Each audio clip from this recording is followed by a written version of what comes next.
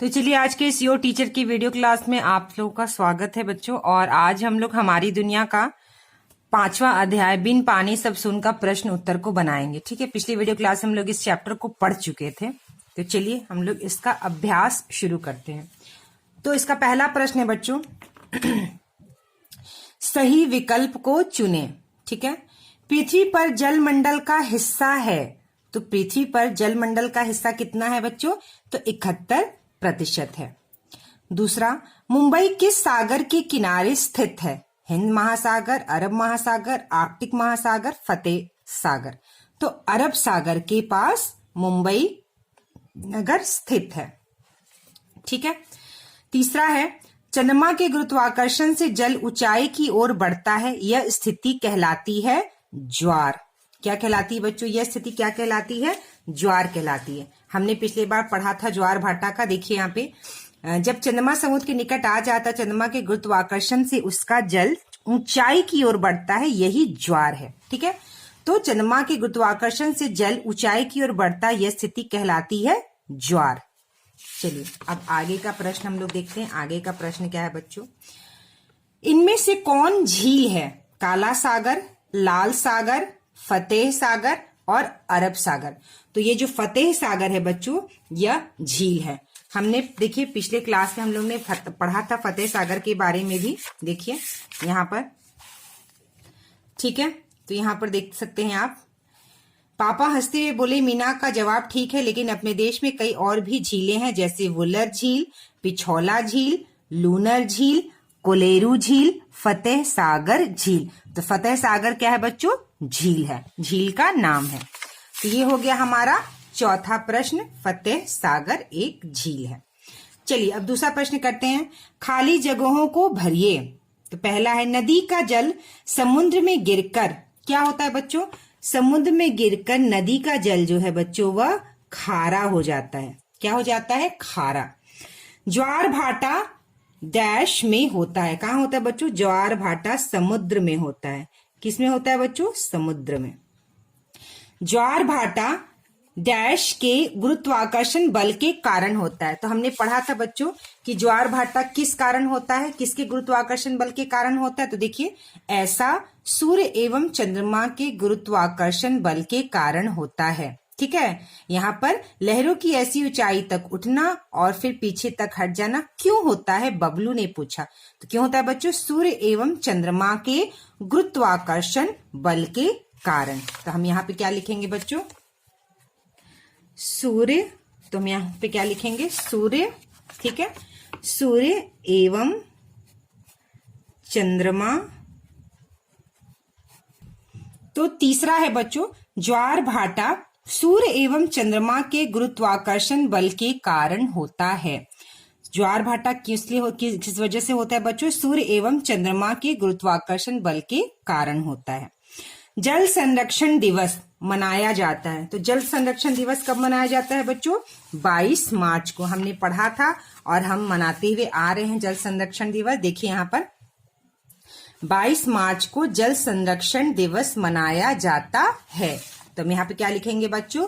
22 मार्च। 22 मार्च, 22 मार्च को जल संरक्षण दिवस मनाया जाता है। तो चलिए अब हम लोग तीसरा प्रश्न की ओर बढ़ते हैं। निम्नलिखित प्रश्नों के उत्तर दीजिए। पहला है, जल के कौन कौन से स्रोत हैं? सबसे बड़ा स्रोत कौन सा है? जल के विभिन्न उपयोग लिखें। तो जल का सबसे बड़ा स्रोत कौन सा है? मतलब कहाँ से हमें जल मिलता है। ठीक है, जल कहाँ से हमें प्राप्त होता है, जल हमें कैसे मिलता है, सबसे बड़ा स्रोत क्या है? तो पहले आंसर का उत्तर क्या लिखेंगे बच्चों हम लोग? देखिए, जल का सबसे बड़ा स्रोत झील और वर्षा का जल होता है। तो सबसे बड़ा स्रोत क्या होता है बच्चों? वर्षा, यानी बारिश होती है, वर्षा होती है, तभी हमें जल मिल पाता है। और यह झीलों का जल जो है वो सबसे बड़ा जल का स्रोत है। जल के विभिन्न स्रोत हैं। तो जल के कौन कौन से विभिन्न स्रोत है बच्चों? समुद्रीय जल, जो समुद्र में जल होता है, नदी तथा झीलों का जल, कुएं का जल, तालाब एवं वर्षा का जल, नल कूप का जल। ठीक है, तो यह पहले प्रश्न का उत्तर। और इसमें पूछा है दूसरा, जल की विभिन्न उपयोग क्या है? तो बच्चों में पता है जल के विभिन्न क्या क्या उपयोग हैं। पीने के लिए, तो जल के विभिन्न उपयोग हैं। पीने के लिए, खाना पकाने के लिए, सफाई करने के लिए, सिंचाई के लिए, जो खेतों में सिंचाई की जाती है, इमारतों, पुलों, सड़कों के निर्माण के लिए भी जल उपयोग होता है।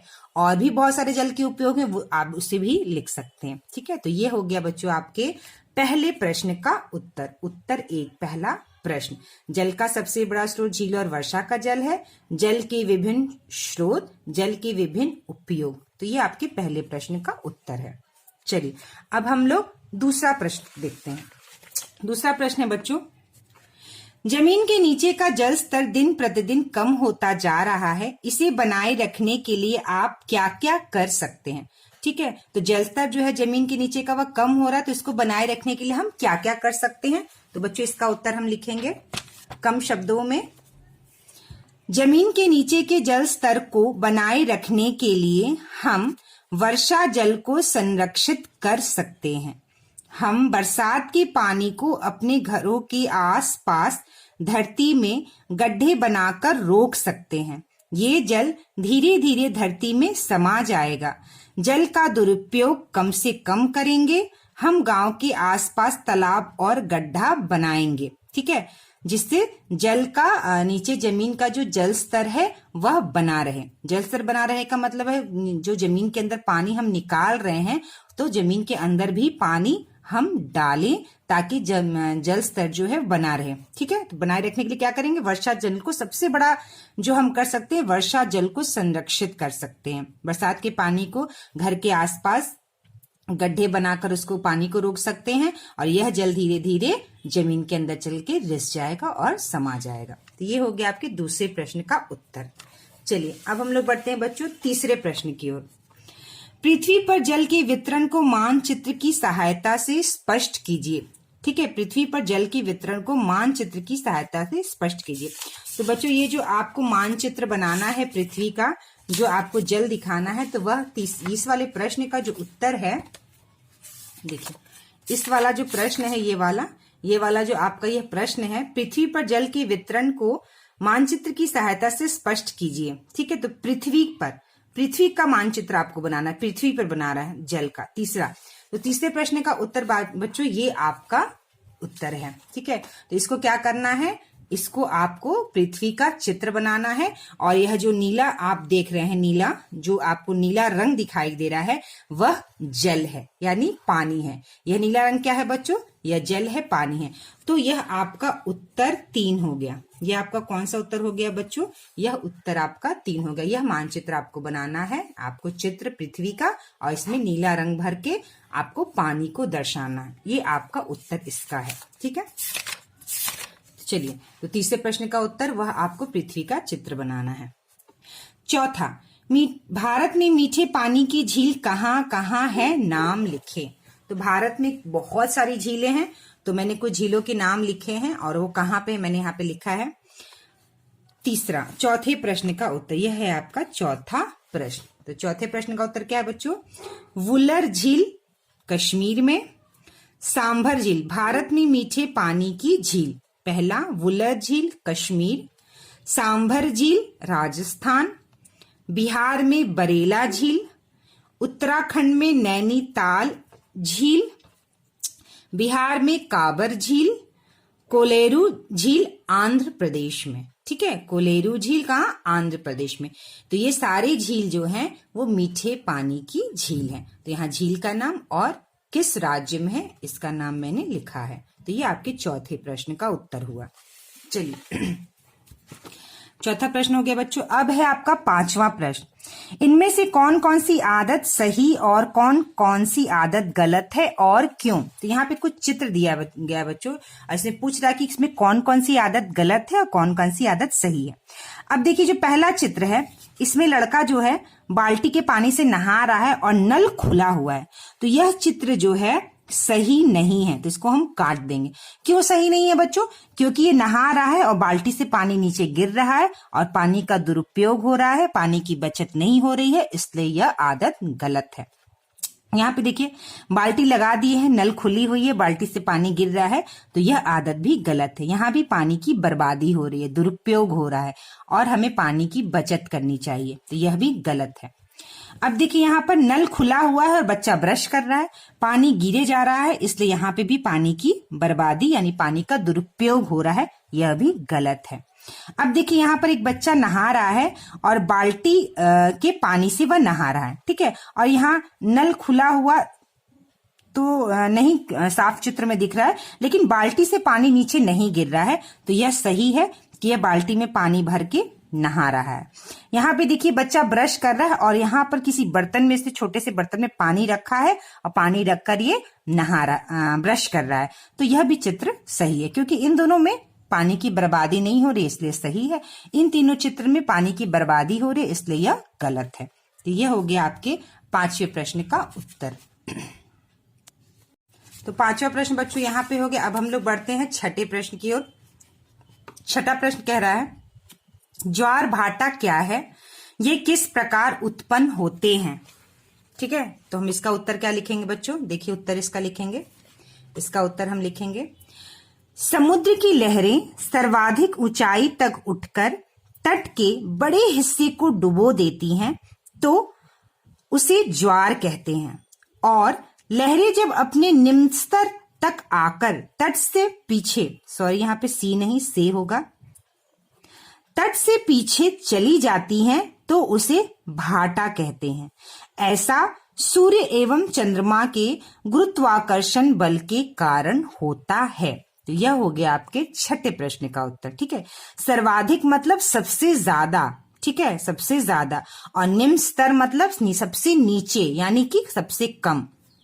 समुद्र की लहरें सर्वाधिक ऊंचाई तक उठकर तट के बड़े हिस्से को डुबो देती हैं तो उसे ज्वार कहते हैं, और लहरें जब अपने निम्न स्तर तक आकर तट से पीछे चली जाती हैं तो उसे भाटा कहते हैं। ऐसा सूर्य एवं चंद्रमा के गुरुत्वाकर्षण बल के कारण होता है। तो यह हो गया आपका 6ठा प्रश्न का उत्तर। अब 7वां प्रश्न है बच्चों, जल चक्र किसे कहते हैं। 7वां प्रश्न है जल चक्र किसे कहते हैं। तो 7वां प्रश्न का उत्तर क्या लिखेंगे बच्चों हम लोग, देखिए 7वां प्रश्न का उत्तर, नदियों, तालाबों और बरसात का पानी सूर्य के ताप से वाष्प में बदलकर आकाश में चला जाता है, फिर आकाश में ठंडा होकर बादल बन जाता है और फिर जहां तहां बरसता है। यह चक्र निरंतर चलता रहता है, उसे जल चक्र कहते हैं। ठीक है, तो ये हो गया आपके बच्चों 7वां प्रश्न का उत्तर कि नदी का पानी, तालाब का पानी, जो बारिश का पानी होता है वह सूर्य के गर्मी से भाप बनकर ऊपर जाता है। वाष्प का मतलब होता है भाप, और भाप बनकर ऊपर जाता है और आकाश में जाकर वह भाप जो है वाष्प ठंडा होकर बादल बनता है, और फिर बादल बनकर पानी बरसता है और फिर तालाबों झीलों में चला जाता है। तो इसी तरह जल चक्र चलते रहता है। 8वां प्रश्न है बच्चों, समुद्र के जल में तैरना मुश्किल है, क्यों। समुद्र के जल में तैरना मुश्किल है, क्यों। तो इसका उत्तर क्या लिखेंगे बच्चों हम लोग, देखिए क्यों समुद्र के जल में तैरना मुश्किल है। समुद्र में तैरना मुश्किल है क्योंकि समुद्र में बड़ी बड़ी लहरें आती हैं जो तैरने में दिक्कत देती हैं, और समुद्र का पानी खारा होता है जिसमें तैराक ज्यादा देर तक नहीं रह सकता। ठीक है, तो यह है आपके 8वें प्रश्न का उत्तर। आप ये लोग इसका स्क्रीनशॉट लेकर अपने कॉपी में जरूर लिखिएगा। चलिए अब है 9वें प्रश्न का उत्तर। प्रश्न, समुद्र का जल खारा होता है क्यों। समुद्र का जल खारा होता है क्यों। तो इसका उत्तर क्या लिखेंगे बच्चों हम लोग, देखिए इसका उत्तर लिखेंगे बच्चों, वर्षा का पानी जब तालाबों, खेतों से होता हुआ नदियों में बहता है तो अपने साथ खनिज व लवण, बालू, पत्थर भी बहा लेती है, फिर यही पानी समुद्र में जा मिलता है।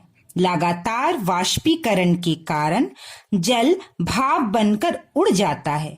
समुद्र के जल में औसतन 1 किलोग्राम जल में लगभग 35 ग्राम नमक घुली है, इसलिए समुद्र का पानी खारा होता है। यह लवण क्या है बच्चों, नमक ही है। ठीक है, तो जब सब खेतों का, तालाबों का पानी जो है बहता हुआ नदियों से समुद्र में जाता है तो अपने साथ बालू, पत्थर, मिट्टी, खनिज और लवण जो एक प्रकार नमक है वो अपने साथ लेके जाता है। ठीक है, और पानी जो है वो भाप बनकर उड़ जाता है, लेकिन नमक जो है वहीं बैठ जाता है, लवण जो है वहीं बैठ जाता है, इसलिए समुद्र का पानी खारा होता है। तो ये है आपके 9वें प्रश्न का उत्तर। आप लोग इसका स्क्रीनशॉट ले लीजिए। चलिए, अब है प्रश्न नंबर 10।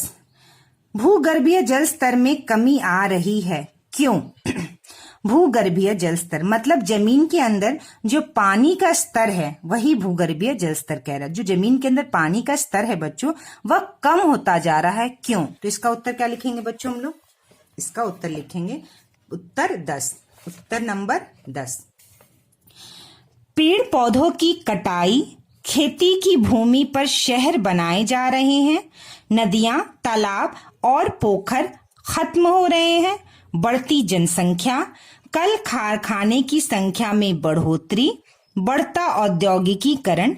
बढ़ता औद्योगिकीकरण मतलब बच्चों जो बहुत सारी इंडस्ट्रीज बन रहे हैं। ठीक है, फैलते शहरीकरण, पानी का दुरुपयोग की वजह से भूगर्भीय जल स्तर में कमी आ रही है। ठीक है, तो पेड़ पौधों की काटने की वजह से बारिश नहीं हो रही है, जो खेती की भूमि है बच्चों वो शहर में लोग बड़े बड़े मकान बना के वहां शहर बन रहे हैं, नदियां, तालाब और पोखर भी जो है वहां नष्ट करके लोग अपना घर बनाते हैं, खत्म हो रहे हैं, पानी सूख रहा है, बढ़ती जनसंख्या, जितनी ज्यादा आबादी होगी उतना ज्यादा पानी का उपयोग लोग करने की वजह से भी जल स्तर कम हो रहा है, कल कारखाने, बहुत सारी फैक्ट्रियां बन रही हैं। ठीक है, फैलते शहरीकरण, सब जगह शहरीकरण हो रहा है, पानी का दुरुपयोग हो रहा है, जिस वजह से भूगर्भीय जल स्तर में कमी आ रही है। तो ये है बच्चों आपके 10 प्रश्न का उत्तर। चलिए, अब है 11 नंबर का प्रश्न। तो 11 नंबर प्रश्न क्या है बच्चों? वाटर हार्वेस्टिंग कैसे करेंगे? वाटर हार्वेस्टिंग हम कैसे करेंगे? तो उसका उत्तर क्या लिखेंगे बच्चों? वाटर हार्वेस्टिंग हम लोगों ने पिछली वीडियो क्लास में वाटर हार्वेस्टिंग के बारे में पढ़ा था। तो इसका उत्तर क्या लिखेंगे? वर्षा के पानी को एकत्र करके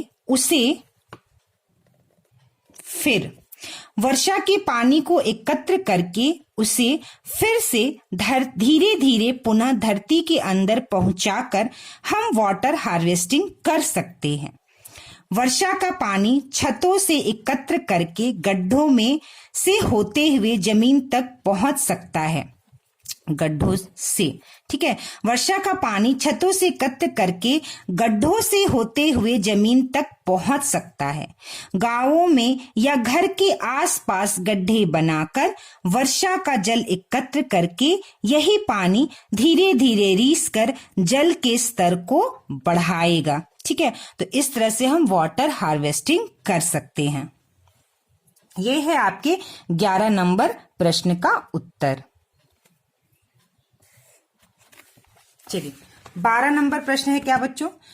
क्रिकेट खिलाड़ी सचिन तेंदुलकर कहते हैं पानी बचाइए, क्या आप उनकी बात मानेंगे और क्यों?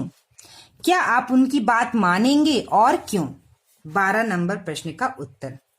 तो हाँ, मैं सचिन तेंदुलकर की बात मानूंगा क्योंकि पानी की बचत करना सबके लिए जरूरी है। ठीक है, हम सचिन तेंदुलकर बात जरूर मानेंगे क्योंकि पानी बचाना बहुत अच्छी चीज है। पानी का दुरुपयोग नहीं करना चाहिए, पानी को बचाना चाहिए। चलिए, 13 नंबर प्रश्न है, जल का संरक्षण आवश्यक है, क्यों? संरक्षण मतलब जल को बचा कर रखना। ठीक है, संरक्षण मतलब किसी चीज को बचाना।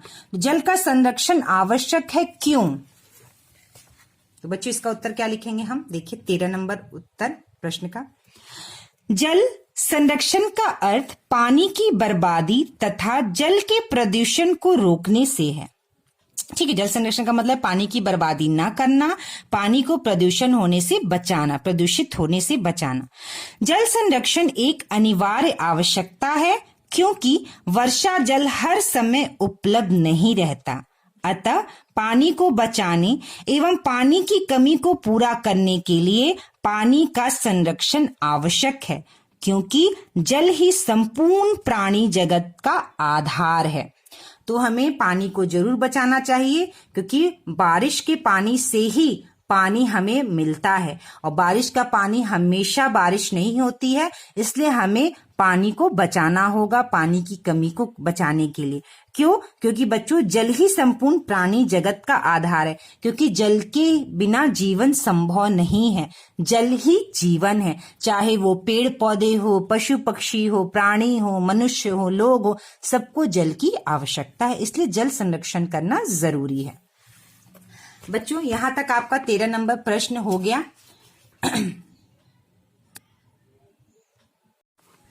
तो बच्चों 13 नंबर के प्रश्न का उत्तर का आप स्क्रीनशॉट यहां से आप लोग ले लीजिए। अब है क्रियाकलाप। देखिए क्रियाकलाप जो है बच्चों वो एक तरह की एक्टिविटी होती है, या प्रश्न उत्तर नहीं होता है। इसे एक्टिविटी हमें कक्षा में करनी होती है। जैसे पहला है ज्वार भाटा से क्या क्या लाभ एवं नुकसान है, सूची बनाकर कक्षा में प्रदर्शित कीजिए। तो पहले प्रश्न का उत्तर मैं यहां लिखवा देती हूं।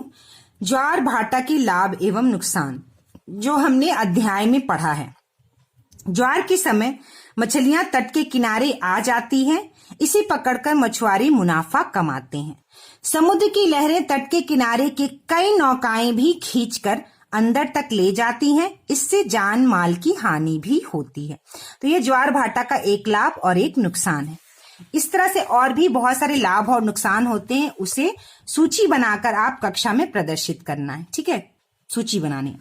दूसरा है पानी के उपयोग से संबंधित अच्छी आदतों संबंधित अखबार को इकट्ठा स्क्रैप बुक बनाकर कक्षा में प्रदर्शित कीजिए। तो ये आप जो पेपर पढ़ते हैं उसमें जो अच्छी आदतें और जो विज्ञापन या कोई भी लेख आता है पानी से संबंधित, वह बनाकर आपको कक्षा में दिखाना है। तो यह प्रश्न भी आपको कक्षा में दिखाना है।